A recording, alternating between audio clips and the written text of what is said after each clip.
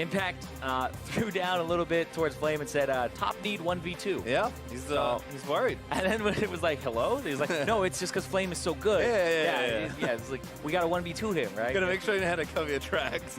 There's Chantelia, the Vans there from FlyQuest. They're going to take away the option Team Liquid used in mid yesterday. Nocturne joining Aatrox as everyone's favorite compulsory red side band. Yep, and Zoe also, I think, a very good band on this side. Yeah. Zoe, Heimerdinger, things that you would potentially see over here. Talon's interesting because I don't think it's like super good blind pick, first pick. That's fair. Right? You could pick it like red side, third pick, and it could be very potent there. But I think like Zoe's kind of like the go-to if you think they're going to play it, especially with the bands that have come through already. I think both these players are pretty well practiced on that champion as well. I think neither Keen or Pobelta really strike me as talent players, but of course I'm sure they're more than capable of playing it. Instead it is Swain that gets banned, who is also quite strong, but we didn't see it last draft. And there is Zoe, first picked here by FlyQuest. Pretty expected, so we'll see what the response is from Team Liquid. Well, the Yasuo was played into it last game. The Zoe got off the ground very early with the first blood, so Mickey was able to take over the game. But now with Keen piloting it, it means you know that they aren't going to be running a funnel strategy. Team Liquid can pick anything they really want here. Braum, Kai'Sa, you could pick Yasuo. Yep, I think Yasuo is kind of the pick that's replaced Aurelia in this matchup. When she was stronger after the nerfs, Aurelia was pretty good into Zoe for similar reasons. I think Yasuo just kind of slotting in there now that Aurelia has fallen down a little. That's a really good point because your W, your wind wall, will stop the bubble. So once you get in on her, it's really hard for her to peel off, and she doesn't have a true escape. And then for Aurelia, it was kind of you can just W and try to get through the bubble extra damage with just holding it and having the damage reduction. Yep, mobility helps as well because Zoe is kind of tricky to pin down at times. Like this pick though from Liquid, Smithy back to Kindred, something he is extremely well known for. Yeah, go back to Mid-Season Invitational CLG when he kind of taught a lot of people in the world that you can Kindred ulti objectives. And I remember players at that tournament, high level, the top from their regions, going, I didn't know you could do that. And then picking it up for later on in the tournament because of it. Certainly a good one, but like this response here from Santorin, he's going to go with Gragas in the jungle, I assume. Yep. And Mundo there for Flame in the top side, most likely. Yeah, Gragas is a flex pick, can go top or jungle, but with the Mundo lock-in, it will be most likely in the jungle there. And it came back because he got a buff to his W, the Drunken Rage, which makes it so that its cooldown is 5 seconds at all ranks. It used to go down from 8 to 4, and you maxed it later on. It wasn't the first, sometimes not even the second max that you went for. And it got increased range on that basic attack, which was one of the big kind of pain points for Gragas, was having the W where you have to charge it. And if they walk away from you during that time, you have to keep walking at them and try to, sometimes they're out of range. So having that extra basic attack modifier and the extra range brings Gragas back in. Yep, and there's Darius as a counter pick to Mundo, seen this a few times now, but has enough pressure to try and execute Mundo despite how unkillable he does get. And I think Executioner's calling first item has become kind of the Darius versus Mundo meta, where people are not getting it after level 6. They're getting it as their first item on Darius just to get it out of the way and just beat the matchup. It's almost like when people go Ninja Tabis on tanks to deal with matchups that are very physical damage heavy. It's like going Ninja Tabis versus Tryndamere, right? You aren't increasing your damage, but you're decreasing his damage. So in this case, you want to decrease his healing, which increases your damage relative to his in terms of how much you're going to be doing to his health bar. We'll see kind of how the rest of the phases move out. Timecam's Pike, 2 supports banned by Team Liquid, trying to secure that bot lane. FlyQuest also aiming there as Heimerdinger and Morgana will get banned away. Never thought I would see Heimerdinger banned away from Doublelift, but this is the world we're currently living in of Liquid look to pick here in Phase 2. Doublelift does this thing where he's like, I don't think this champion is good. Like in the lounge, week 1, I don't think Lucian is good. It's like, what? Then he started picking up Lucian again. It's like, you throwing people off your set? What are you trying to do?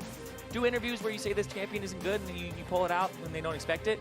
But looks like FlyQuest don't want a fast one pulled on them at all. They're saying, nope, even though Doublelift said he doesn't think Heimer's very strong, he's going to go ahead and ban it away here. Well, there's Alistar, presumably in support, so I wonder what Liquid's last pick here, and they probably need a mage, given how much AD they currently have, so we might get something here. I mean, Kai'Sa and Varus are both AP marksmen you can have here. Looks like Turtle is maybe thinking a similar thing, wanting to take away Varus here. I didn't dislike a lot of his hovers there. Like, Jinx is actually not awful. Yeah. She is very bad into things like the Alistar, but I don't think the Varus is that much better. But Jinx has a really good 2-item power spike now. She's not in this game, but Just throw that off to the wayside and save it for a day where it is. Well, see what the last pick is here. Ole gonna have some fun with his lane mate. They need magic damage. I mean, they do.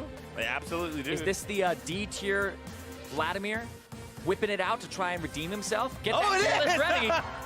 Ole was giggling, so I was like, "There's no way he's just all right messing around." But actually gonna play.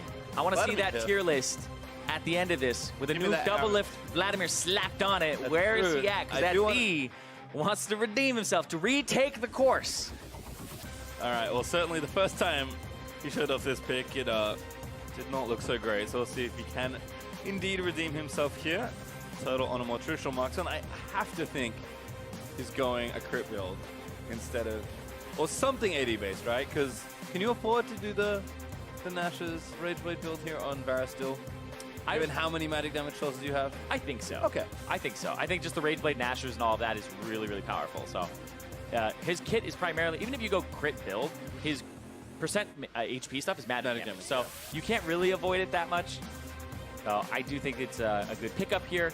They have some good basic attack modifier people so that Braum is very good alongside. Also, Rage Blade alongside Braum means that you actually stack his passive faster. Yep. With the Rage Blade too. Seen that a lot with likes of Kai'Sa, with Lucian, plenty of those champions. I guess he doesn't build a Rage Blade. That would be kind of weird. Kog'Maw, that was the one I was thinking But you got me thinking about it where Lucian can technically, with a Q and one attack, get a Braum passive fully stacked. So do you have a dear old friend who currently casts the LPL who loves AP Lucian?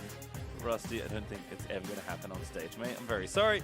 We'll refocus though here. FlyQuest versus Team Liquid. As Team Liquid looking to have a better performance than yesterday and pick up yet another win and take possession of first place. FlyQuest looking for the big upset. And to even out their weekend will be a nice way to finish things off despite the loss yesterday. Yeah, for FlyQuest, really want to see how they bounce back from yesterday's game where they got decimated across the map. There was really nothing they could do about it except just have people play safer, build smarter, and kind of change. You know, I said there's nothing they can do about it. You know, there's everything they could do about it. How about that? They'll change it up a little bit. They had the game kind of from the draft phase, and it should have been something that they could win. And so FlyQuest here, it's really kind of proving that they can take down top teams. They've lost to Fox, TSM, 100 Thieves, and Cloud9. They've beaten teams that are around/below them in the standings, but they haven't really upset anybody. And when I think of FlyQuest, I don't think of those high moments where Clutch Gaming and even Golden Guardians have had. It's not characteristic of FlyQuest. They kind of play at a consistent level where the teams that end up being above them will beat them. The teams below them are the ones that they'll be able to take the wins off. Yep, so we'll see if we can take that consistency, all those learnings, and into a victory here versus Liquid. Vladimir with Coin. I actually have no knowledge on this.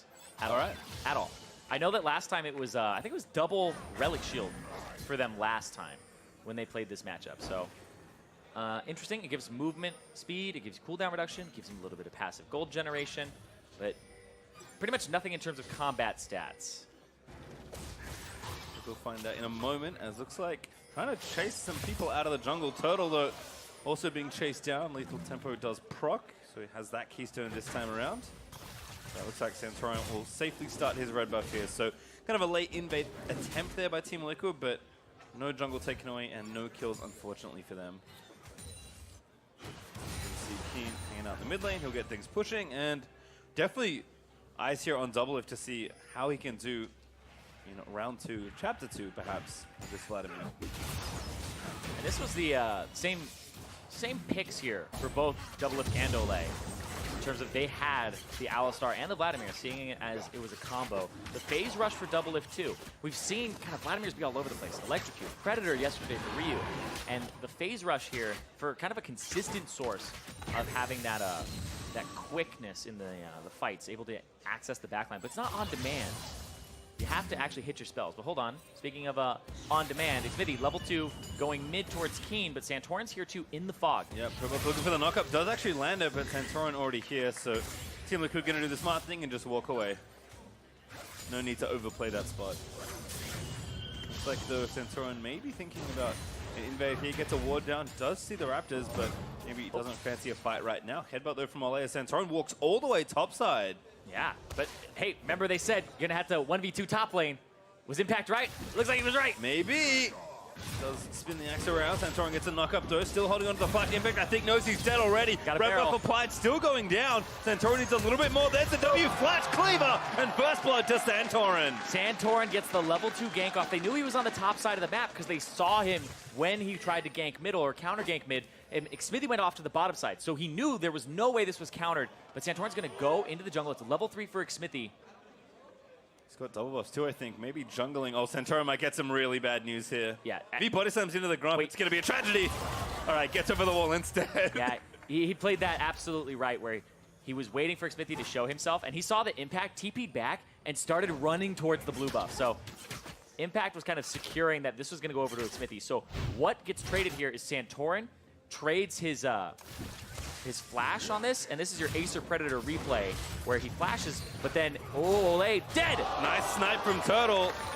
No time to revisit the first blood, because FlyQuest getting it done there in the 2v2. Yeah, they actually get the kill. This time it's not Double Lift that dies, it's Olay that dies very early on in the game. And we had to see what happens in that trade there, because I would assume that Olay ends up getting caught just by a Q from JJ, and then I don't think he's respecting the damage output. Potentially gets stunned very early. Flashes the Ignite plus the finishing touch here. So let's see this one more time. This is your Acer Predator replay. For real this time. Yeah, walks up, face checks, gets hit once, hit twice, finished off, and then Wild Turtle gets the hail of arrows. The flash, yeah. Too late, face checked it. And that's one where there's no reason to face check it. If he's there, ouch. If he's not there, I don't know what you gain in that situation. I don't think he's going to take a back timer that early either. That just seemed like it was too aggressive, especially when your jungler is on the top side of the map stealing the blue buff away. So there's no way he could ever help you. Yeah, Smithy did do a pretty good job taking some jungle on the other side. Olay actually roaming with him right now, trying to give him a little bit of extra coverage as Olay going to take down that Scry's Bloom as well. Smithy also claims this crab on the right side. I believe he got both thanks to Santorin's very aggressive level 2 gank there in the top lane. And also Flame TPing back here to the top side. Impact is burnt his already, getting back with pretty meager assortment of items there. Flame feeling a bit more comfortable with a quick ninja tabi here. I always love watching this matchup between these two former LCK players. I guess OGN back in the day. OGN champions for Flame. Love me some CJ Antis Blaze back in the day, too. That was actually my favorite team back then. Season 3. Love it. And Flame's a good player. Played in a lot of different regions, but in LPL, now of course playing in LCS. Certainly has kind of restored a lot of that former glory and diversified. He would not be playing Mundo 4 years ago as Irene. That's true, and I don't think Impact would have been playing Darius. Times have changed. He did play a lot of Jax, it's true. That things like Jax Shen, but I didn't think it would be the Darius. But I think both these guys have shown pretty much a lot of improvement across their careers, where Impact has diversified, gone for a lot of those aggressive champions, lane-dominant champions, and Flame has become more of a team player over time. These guys were kind of night and day in terms of differences that they had back when they were in Korea, where Impact was kind of the stable player who would sometimes go towards mid, give resources away to Faker, and also just be a split pusher, whereas Flame, he was pretty much just give me everything. Rotate, get the lanes, get the farm, the Flame Horizon, named after him, with 100 CS up early on in the lane phase. Well, it's a little up for Impact, but not quite 100 just yet. Sitting at just above 10. Zig Smithy is going to pay a visit mid lane. Perbalto ready with the last breath. Win wall Q. I think he was maybe trying to bait something out there. Yeah, he's trying to hide the animation. Yep. So if you win wall Q, you hide the animation of your Steel Tempest just slightly, so it's a little harder to read. So don't fall asleep when you're trying to knock them up and do some fancy moves. So kind of all comes together nicely, but Keen stays calm, doesn't need to burn a summoner, just jukes out of the way of the tornado, and everything is a-okay. Checking back here with his bot side though, Double does have a pretty early need to see large rods, seen a lot of Spellbinder here for Vlad, but this doesn't take away how tricky this 2v2 has been as Turtle.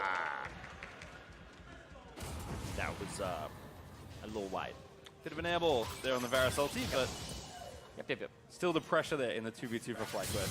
Yeah, they have pressure, but with that ultimate down, it means that there's potential for a counter, where now that Double Lift has his ultimate, as soon as Olay has his, and I don't know when his flash is back up, Hex Flash doesn't give me information, so we'll see. I know he has Hex Flash, Irene. Yeah. That much I can tell you. Is Impact does get a nice trade there onto Flame, but Flame holding on pretty well, not falling too far behind. Impact though going to go looking. covering Xfinity as he takes yet another Scuttle Crab here in this game. You can see already 6-6. Santorin is a bit behind in XP though. There's a TP back down here from Wild Turtle, might get himself killed. Doublelift already going to start it off, gets the ulti down, running through with a bit of extra speed as Flame caught out. Ooh, good watch. Impact not going to get the dunk, but cancels out the Blasco and Santorin manages to cover him. And Flame just flashes towards into the waiting safe arms of his teammates, and now Keen lands a bubble. Oh no, Impact, why did you flash?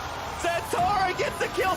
Smithy just plops down the Kindred ult, and now he's dead as well. That was so tragic for Team Liquid.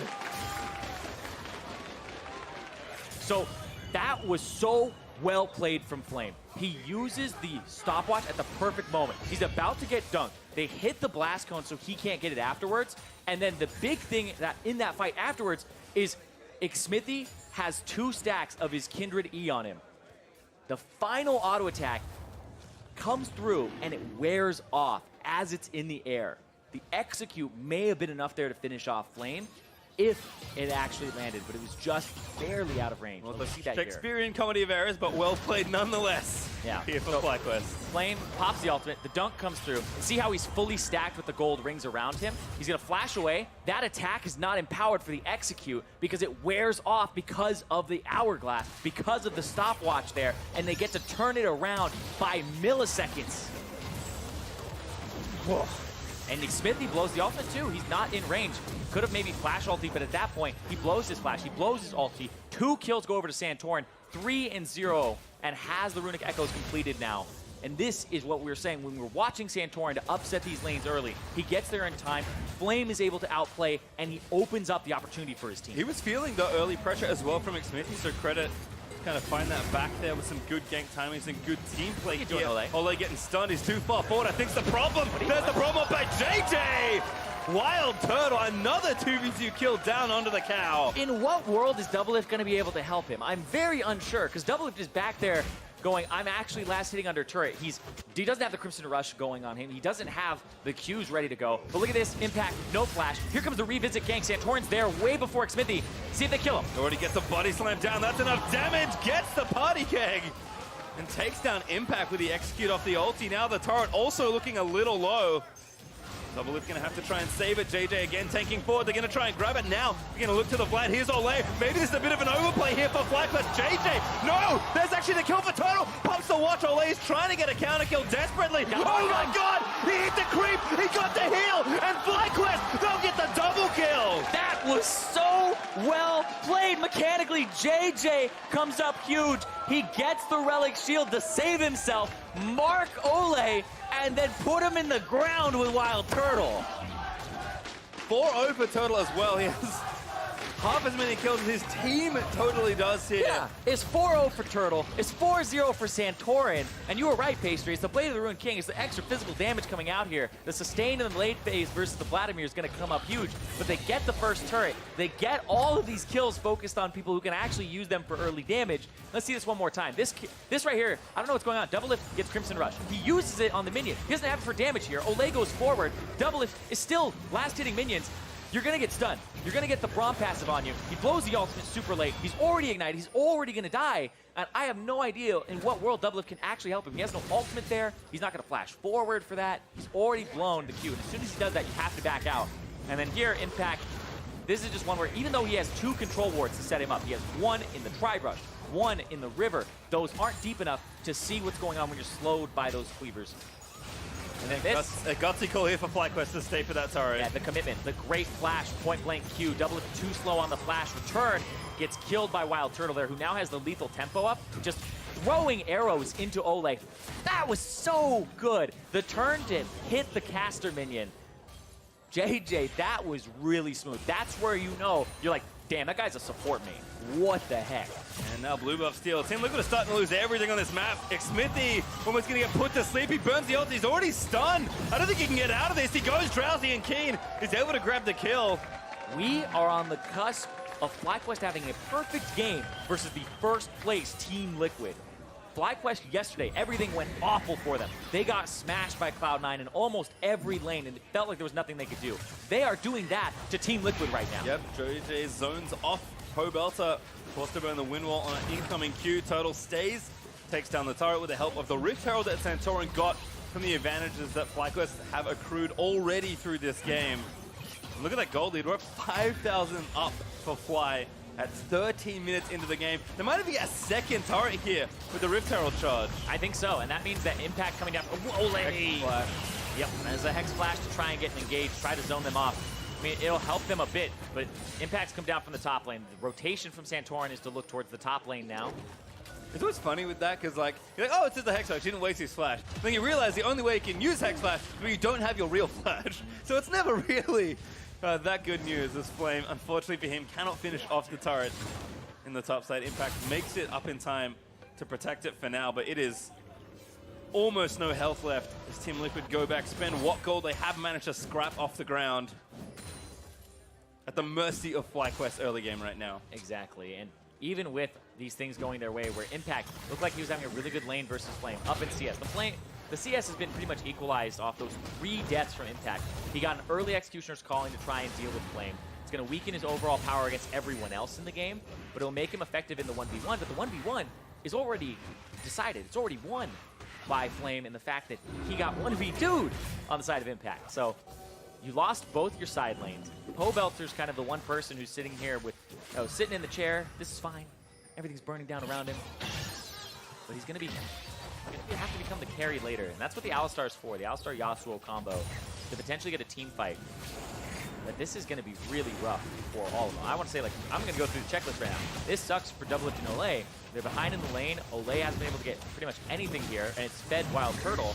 And then for Impact, having 1v1 pressure, he has way less pressure now. And then Xmithie, Kindred, this is the worst possible situation to be in as Kindred. You've lost your outer turrets. You're never going to get those marks. He has 1 mark right now, and struggling to get a second one here. It would have to come off of a kill, but they have 0 kills. He hasn't been able to get anything on this Kindred. 15 minutes in, single mark, doesn't have that extra range, which is so pivotal to get the first 4 marks. Once you have those, it makes it so it's much easier to get your E. But look at this, Olay caught again. Oh, no. Yeah, meanwhile, the assault continues here for FlyQuest again. They're going to burn him through the ulti. Olay just dead to Turtle, who's dishing out too much damage. They also picked up the first break of the game and grabbed the Cloud. Now looking to siege down this tier 2. Yeah, when you have no threat because you pulverize the ground, slam it in anger, and then, oh, you're just going to get picked up there. That's another one where they catch Olay, and his flash just comes off of cooldown. Team Liquid waving goodbye to their turrets as FlyQuest take another one here in the bot side. King getting annoying, trying to portal jump and throw Battle Stars through the jungle. Impact looking for the first kill. Scoreboard time for Dunkmaster Darius. Not yet. FlyQuest taking a tier 2 here in mid. Gonna let Flame just hang out as his team takes the rest of the map. Yeah, Flame just kind of holding strong in the top lane, making sure that he doesn't give anything over to Impact. So we've seen what Darius can do. Darshan yesterday will remind you of what he did to Huni, where he just dominated that lane, dominated the entire game afterwards. And a fed Darius is very hard to deal with. Even Darshan in his post-game interview was saying, yeah, I got like 1 or 2 kills early, and the game was decided from there. Like, game was pretty easy from there. And that's how Darius is. Get him ahead, and then he's able to snowball, but at that even point, struggles to really affect team fights. Well, looks like FlyQuest do want to take out that top lane outer turret, so they're moving their dual lane there. Now Turtle with 2 items already finished at 16.5 minutes as he's grabbed the Hurricane. Should be easy enough to take down this turret. And you were absolutely right, Pastry. I gotta apologize. He went for the, I guess, on-hit build. Wonder if there's a Rage Blade in there later. Hope so. I'm a big Rage Blade fan. It's fun. He has lethal tempo. Makes sense to me. Yeah. But I think FlyQuest can talk about builds, as I have been hit or miss sometimes, but we just talk about the quality of play they've shown. Impact recalling in a silly spot, tagged again by this combo. Santorin JJ picking everybody off the rift. Oh no, maybe a little too far forward. Gonna try and go. JJ jumps forward back to Santorin, but he's now caught. Liquid looking for the first kill. Kindred already down. Doublelift. He finds the flash and gets the kill. It will not be a perfect game, but still FlyQuest chasing in. Doublelift into the stasis. Is gonna go down to Flame. Now Fly still chasing. Flame flash forward. There's a great glacial fissure. Tags Xmithie with no ult. He will fall to Keen. And that's still FlyQuest. You know, okay, Team Liquid don't get a perfect game. 1 kill on the board, but 12-1. They have a 7,000 gold advantage for themselves. They just got another turret. They got that last outer. They might get Pobelter here. It'll be hard to actually get this Yasuo. Flame is just looking for a few more cleavers. Nice Doesn't land the next one, so Pobelter will get himself out safely. Still turret over to FlyQuest as they're working on the top tier 2 as well. TP from Doublelift to flank here. Doesn't have the ultimate, doesn't have flash. This is going to be so risky. He's not spotted by a minion wave. They don't know he's flanking just yet. They're going to see him right now. Another aggressive dive for FlyQuest could cost them. Doublelift, though, already taking so much damage. Flame is here pretty much perfectly in time, and now Doublelift just has to juke out of the remaining skill shots. Does do so, so he will live. But Turtle and JJ just Houdini out of that one. Kind of a testament to how much pressure and how far ahead FlyQuest are right now. Yeah, and right here, they spot the recall. They try to lock up Impact, and it's interesting because Smithy has ultimate here, but he like never blows it. It's like, oh, what are they gonna do? They don't stun Impact, they don't proc the concussive blows, and then Doublelift flashes to get the kill there, and then goes over stopwatches. And Flame is just doing so much now. This Mundo, inevitability is that you come online, you really want to kind of stop that or slow it down, delay it as much as possible, and have the Darius snowball, and maybe not even see the Mundo get to this point. But now he's got so much armor. He's got 3 armor items in his inventory, or sorry, 2 armor items. He's got a lot of HP to boot, and that HP is pretty effective against AP because they're all mostly burst. So against this composition, I really like the idea of building armor first, then HP on top of that. So he's very, very tanky. He's hard to deal with. Team Liquid now have this behemoth in the top lane they have to worry about, and then all this other damage is coming from this fed wild turtle Varus. And the tough thing is, Team Liquid are already losing every other lane. So now with Impact just not being as relevant potentially in his 1v1, with Flame now getting gifted over the advantage of the side lane pressure, FlyQuest can continue to do what they're doing, and that's run amok in Team Liquid's half of the map. Olay, about to get blown up. Keen had a free ignite. No! You gotta click him! Ah! They still got the turret though, so a small tragedy. I mean, I guess he let him have that one. You gotta be nice every now and then. Olay has certainly had a struggle so far this game, so perhaps some mercy there from Keen. Yeah, he's had a big struggle this game. 0-4. And Wild Turtle, on the other hand, it's been a fantastic game for him. 5-0-3. This is actually the most kills he's had in a single game so far this split. His next highest was Lucian, where he had a 4-1-5 game. But we were at, I guess, 17, 18 minutes in, and he had already hit 5. So this is looking like, so far, Wild Turtle's best game of the split on a marksman. In a meta where people are like, oh, you play Yasuo, you play Swain bottom. Here's Wild Turtle meta. Seems like just sticking to some of these marksmen and actually beating Doublelift and Olay in the 2-on-2 is the formula they went for, and it's worked so far. Ooh, FlyQuest actually finally going to get caught here. They're going to try and finish the Baron. Smithy can maybe do it again. They need to buy some time, but no Santorin able to smite that down. Still Impact in the front line is going to die. Another kill goes as Olay in the pit will fall as well. FlyQuest, a really good Baron call there, knowing how far ahead they were, knowing the pressure they had. And they picked that one up pretty cleanly. The Baron goes over, the kills go over, and they're still not really in threat of losing turrets, losing objectives. They can reset, get the Ocean Drake, finish the top lane wave with the Mundo. And so FlyQuest, they're in a prime spot, 10k gold up, 21 minutes in, to end this in the next 4 or 5 minutes. Could have yet another fast game on our hands. FlyQuest have been, again, really good together. Seem to know what to do in these moments. So you have to think that well practiced in closing out this sort of game. For Team Liquid, it's, what can they show us? With a comp, that just isn't something that we've been used to seeing. Liquid can win just about any game when they're playing their game, but once again, Doublelift Vladimir, not something I would expect him to be able to carry on. If he was on something like Lucian, sure. He's won unwinnable looking games so far with that champion, but once again, when Team Liquid deviate from their path, and again, I think they should be trying something, but it just does not look as good. Don't get me wrong, like Vladimir can carry these games, but he's not in a position to do so. He's behind. Olay is blah. Whoa. All right. It's not can he. Would you expect Doublelift Vladimir to? And the answer, from what we've seen so far, is particular. No. Yes. We have not seen the signs that indicate that. Give him 50 more games on the champion. Maybe it would be something different. And it's not solely his fault that this game has gone as wrong as it is. FlyQuest have played so well to get to this point. They escort 2 minions in. They take 2 inhibs almost simultaneously in under 23 minutes. And yep, Flame picking up the slack. Gonna get that wave pushing there as well. Okay. The Wild Turtle's like, I want the farm. This is when you fight your teammates for the farm. It's like, no, this is mine. He is known for aggressive summoner spell usage, That's so true. an aggressive macro TP from Turtle. Wait, somebody cut the wave. Come on. No, instead it's 2 cannons being brought into bear with the turret in range. FlyQuest just have to be pretty patient here. Attack on the side. I think he's going to try to flank. There's the TP from Doublelift. They're going to go for a counterattack now. Doublelift not able to enter the fight just yet. They're not able to find the one they want. I think his home guard is worn off now. Really Flame is just zoning it. Yeah, I like the flank checking there from Flame.